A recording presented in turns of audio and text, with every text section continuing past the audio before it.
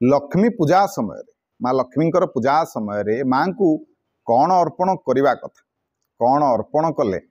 आपणकर जहाँ मनस्कामना अच्छी पूर्ण हम आपण मैंने जानते कि तेबे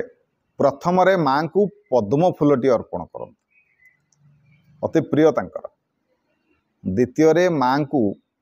लाल रंगर शाढ़ीटी सूता शाढ़ी हो शाढ़ीटी अर्पण कर तृतीय माँ को पाखक जितेबले जीवे खाली हाथ में जीवन किछि नहले भी अल्प दिटा फूल नहीं जी आ गोटा अक्षत अरुआ चाउल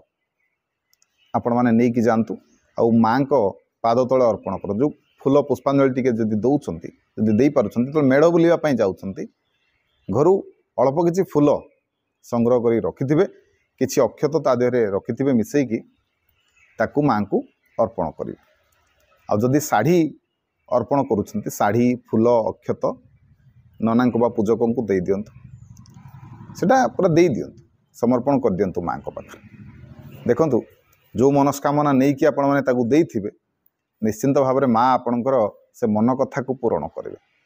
छोटिया उपायटी ये जो लक्ष्मी पूजा आसूची लक्ष्मी पूजा समय आपण मैंने करंतु निश्चिंत भाव में आपणकर